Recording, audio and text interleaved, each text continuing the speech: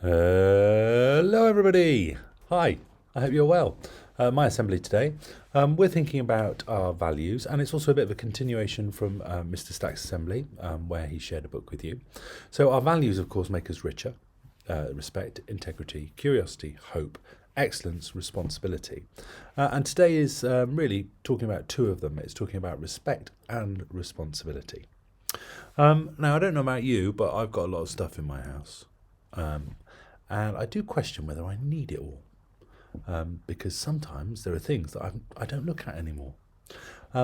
So this book's a bit like that. It's about that. In fact, it's called, here we go, it's called, oh, I've shrunk. It's called Too Much Stuff, and it's by Emily Gravett. And she's the lady who wrote Tidy. And she illustrated it well. She's a fantastic illustrator. So let's get on with this book. The main characters are magpies, and at the moment, as I've told you earlier, we have magpies nesting around our school. Beautiful birds, make a lot of noise. Okay, so these are the end papers. They're quite exciting. So Bluebird Bike, wow, the all-new Bluebird Bike flies faster than any bicycle you can buy. Get rid of your boring old slow bike today and buy the Bluebird Bike. TikTok, it's always time for a new clock. Is it? Send them to bed with a Jumblies Ted. So these are all adverts for things. Things you might need, things you might not need. Who knows? Too Much Stuff by Emily Gravett. And it's for Neil. In a tree that was taller than all the rest, Meg and Ash were busy building a nest. They built it from mud and from grass and from sticks, and they dreamed that one day they would fill it with chicks. Then lastly, to keep it all cosy and clean, they lined the whole thing with an old magazine. And that's exactly what magpie nests look like. They look very, very messy from the outside. They look like a big ball of sticks. And this time of year, just before the leaves have opened, you can see them quite clearly. It wasn't that long before they laid 4 perfect eggs in the nest that they'd made. But looking around, they worried their nest needed more stuff to make it the best. And so, while one of them stayed behind, the other flew off to go and find the extra things they needed. The extra things that they agreed their chicks would really going to need. I wonder what the chicks really need. You can see the character from the old book, from Tidy, just there.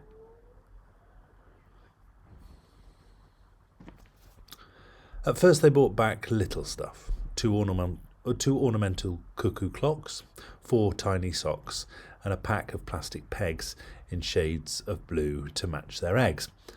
But still, it didn't seem enough, and so they bought some bigger stuff. A Ted abandoned by the bin, and everything within. Better, they said, but not quite enough. Our perfect eggs deserve more stuff. Meg got some lights for when it got dark. Ash got a pram from a nearby park. Oh my word. They nabbed a bucket and a mop, a brush, a broom. They could not stop. They wondered if each chick would like to one day learn to ride a bike. And even though it took a while, the bikes got added to the pile. After that, they needed a car, which may have been a step too far, as when they went and brought one back from the nest, they heard a crack. Down fell bikes 1, 2, 3, 4, quickly followed by much, much more. The car came crashing down on top, followed by the brush and mop. The shiny bucket and the lights came clattering down from the heights. The fancy pram they'd brought back hit the ground with quite a smack. Falling fast, the poor lost Ted landed hard upon his head. On top of him bumped the bin, its contents now outside, not in. The clocks came falling mid-cuckoo, just as they were striking 2. And sailing down beside the clocks came the pair of baby socks. Finally, the plastic pegs came falling down upon their eggs. Where are our eggs? The magpie stopped and looked around at all the things strewn on the ground and cried it didn't seem enough, but look at all this useless stuff. They lifted off the plastic pegs, but still they couldn't find their eggs, and so the whole would set about trying to dig their poor nest out. The lights got pegged up in a tree so all the animals could see. The bikes got taken back and left at the scene of their theft. The Ted was given by the bugs to someone who would give it hugs. The cuckoo clocks made quite superb homes for all the smaller birds, and the socks made very nice, cosy beds for baby mice. The squirrels took the pram apart and used the bits to make a cart. The car became a fine fox den, big enough to hold all 10, and all the rubbish from the bin was swept back up and put back in. At last, the magpies reached their nest, which was not looking at its best. It's just a heap of shell and sticks, but under that, 4 perfect chicks. Aren't they cute? And that's the end of the story. But there's some really nice end papers. We'll have a look at one. Like chocolate, love tea, you need a chocolate teapot. Chocolate teapot. There's an expression people say, oh, that's about as useful as a chocolate teapot. Is a chocolate teapot useful? Oh, borrow a book. That's a good idea. Roller skates with square wheels. But there's something I'd like to have a closer look at, which is the next slide, which is this picture here, the 4 R's of recycling.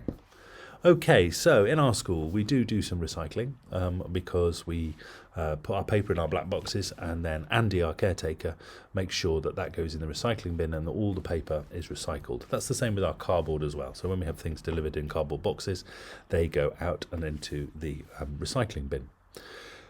But it's not just about recycling. It's not just about having those things and having them sent off to the recycling plant where they have to turn it into something else. We could actually do it in different ways. So one of the big things we can do is we can reduce. And we will actually have a responsibility to do this because at the moment, I'm sure you're aware of climate change. And climate change is caused by industrialization, making things. It's caused by us wanting more and more stuff. So actually, if we reduce what we have, then we don't need it as much.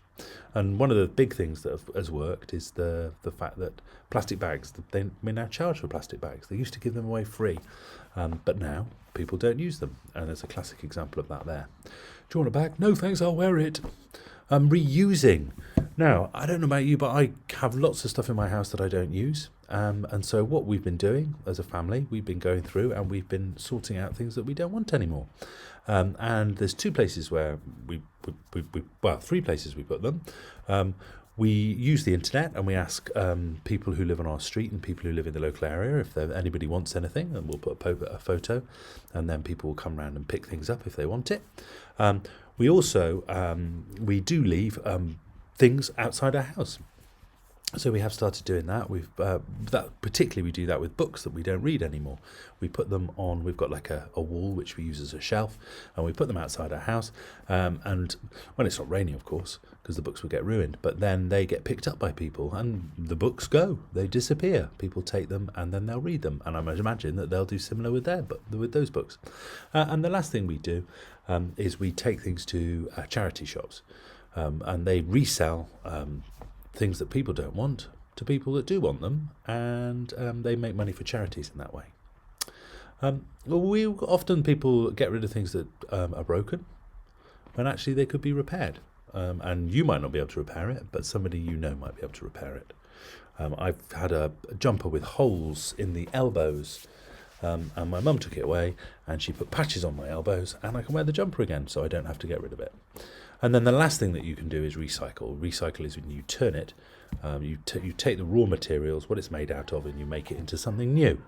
and that's what the recycling lorry does when he comes around and picks up your glass. That all gets melted down and made into new glass things. The plastic gets melted down and made into new plastic things. The paper all gets mulched up and made into recycled paper. And the cardboard, same with that, it gets made into cardboard again. So those are the things that we recycle, and we can continue to do that. But we need to make sure that we do that. And when we see things that are in our bin, think, actually, should that be in one of our other bins? So our last slide for today is, how much stuff, though, do you actually need? Because in that story, the magpies, they thought they needed all this stuff, but did they? Did they really? No, they didn't. So it's a good opportunity, especially this time of year, to go through stuff and think, do I actually need that? And it might be that you've got some old toys. And some toys, obviously, they're sentimental. It means that they mean something to you and that you want to hold on to them, even though you might not play with them. But there are some things that you just don't play with anymore. And you might think, oh, actually, I could give that to somebody who might want to play with it more than I do. Before you do that, though, you must check with Mum and Dad, because they might have things that they want to keep because of whatever reason. Right, I'm going to stop talking. So, it was about respect, because it's about respecting the world around us and making sure that we don't take advantage of the things that are available to us. And it's about responsibility, knowing that we have a responsibility to make sure that we do recycle and we do those things to make sure that we don't have too much stuff and don't have things that we don't need. Why have things you don't need? Okay. Right, I'm going to stop talking. I'll see you all soon. Take lots of care.